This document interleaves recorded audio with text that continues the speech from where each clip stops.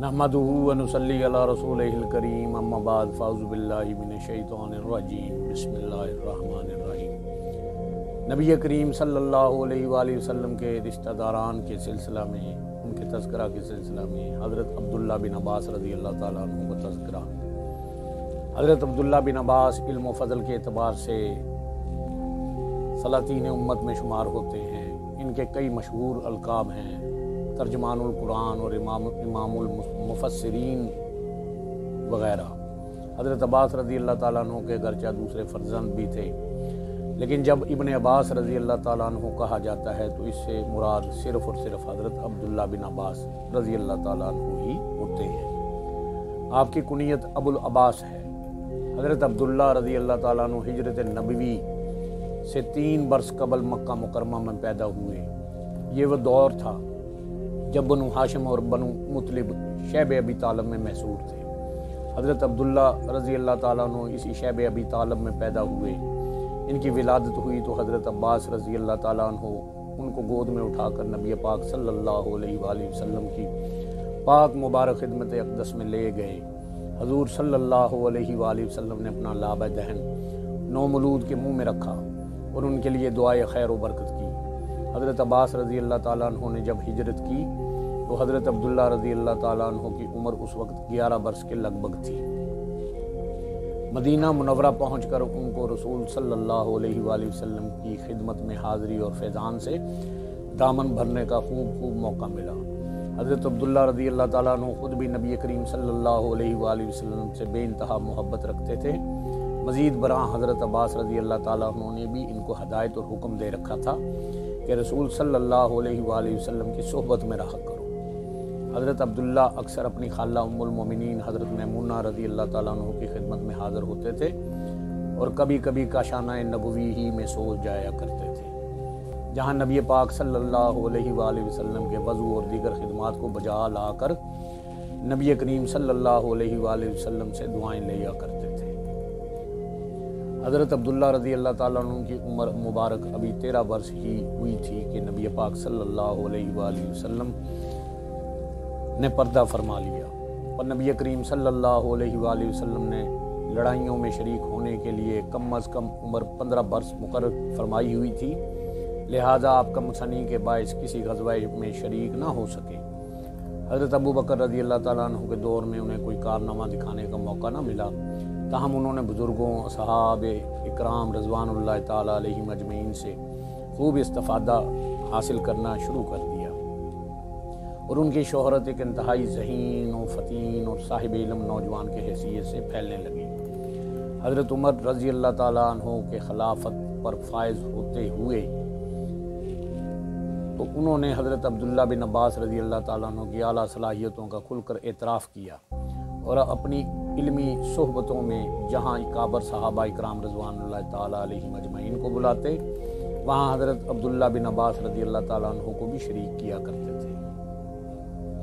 एक मरतबा बाज़ बुज़ुर्गों ने हैरत का इजहार किया कि या अमीरुल मोमिनीन, आप इस नौजवान को हमारे साथ बिठा देते हैं, ये तो हमारे लड़कों के बराबर है। हज़रत उमर रज़ी अल्लाह ताला अन्हु ने फरमाया, ये वो शख्स है जिसकी काबिलियत का तुम्हें भी इल्म है। हज़रत उस्मान रज़ी अल्लाह ताला अन्हु के अहद खिलाफत में अफ्रीका पर फ़ौज कशी हुई तो हज़रत अब्दुल्ला रज़ी अल्लाह ताला अन्हु भी एक जमात की मैयत में शरीक मुहिम हुए। हज़रत उस्मान ने एक मौका पर इन्हें सफ़ीर बनाकर अफ्रीका के हाकम जर्जीर ग्रेगोरी के पास भेजा और वह आपकी गुफ्तगू सुनकर और गैर मामूली जहानत और काबिलियत देखकर शशदा रह गया और बेख्तियार बोल उठा कि आप अबरे अरब हैं, यानी अरब के बहुत बड़े आलम हैं। 2930 हिजरी में हज़रत उस्मान ने हज़रत सईद बिन आस वाली कूफा कोजरजान और तबरस्तान पर चढ़ाई का हुक्म दिया तो उस लश्कर में हज़रत अब्दुल्ला बिन अब्बास रज़ी अल्लाह ताला अन्हु, हज़रत अब्दुल्ला बिन ज़ुबैर रज़ी अल्लाह ताला अन्हु, हज़रत हसन रज़ी अल्लाह ताला अन्हु, हज़रत इमाम हुसैन रज़ी अल्लाह ताला अन्हु और हज़रत अब्दुल्ला बिन उमर रज़ी अल्लाह ताला अन्हु जैसे नौजवान भी शामिल थे। हज़रत उस्मान रज़ी अल्लाह ताला अन्हु की शहादत के बाद जब लोग हज़रत अली करमल्लाहु वजहल करीम को खिलाफत की जिम्मेदारियां हम संभालने पर मजबूर कर रहे थे, تو حضرت عبداللہ بن عباس رضی اللہ تعالیٰ عنہ نے حضرت علی کو رائے دی کہ اس وقت جس کے ہاتھ پر بھی بیعت کی جائے گی اس پر حضرت عثمان غنی رضی اللہ تعالیٰ عنہ کے قتل کی تہمت آئے گی، آپ گھر کا دروازہ بند کر کے جا کر بیٹھ جائیے یا اپنی جاگیر پر چلے جائیں اور خاموشی کا رویہ اختیار کر لیں۔ یہ لوگ ساری دنیا کی خاک چھان ماریں گے مگر آپ کے سوا خلافت کا بھاری بھار اٹھانے کے قابل انہیں کوئی شخص نہ ملے گا۔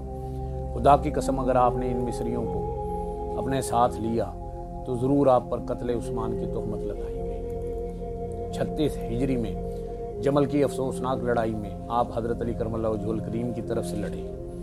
فتح کے بعد حضرت علی کرم اللہ وجہہ الکریم نے انہیں بصرہ کا گورنر بنا دیا۔ اس لڑائی کے بعد حضرت علی رضی اللہ تعالیٰ عنہ اور حضرت امیر معاویہ کے درمیان اختلاف شدت اختیار کر گیا، یہاں تک کہ صفین کی جنگ پیش آئی۔ اس جنگ میں حضرت علی کرم اللہ وجہہ الکریم اور حضرت عبداللہ بن عباس رضی اللہ تعالیٰ عنہ کو حاکم بنانا چاہتے تھے، لیکن فریق مخالفت اس پر یہ کہہ کر اعتراض کیا کہ عبداللہ بن عباس رضی اللہ تعالیٰ عنہ اور آپ ایک ہی ہیں، جبکہ ثالث کسی غیر جانبدار شخص کو ہونا چاہیے۔ حضرت علی کی شہادت کے بعد حضرت حسن رضی اللہ تعالیٰ عنہ نے خلافت سنبھالی تو انہوں نے حضرت عبداللہ بن عباس رضی اللہ تعالیٰ عنہ کو اپنی فوج کا سپاہ سالار مقرر کیا۔ خیال کیا جاتا ہے کہ حضرت امام حسن رضی اللہ تعالیٰ عنہ اور امیر معاویہ میں مصالحت حضرت عبداللہ بن عباس رضی اللہ تعالیٰ عنہ نے ہی کرائی۔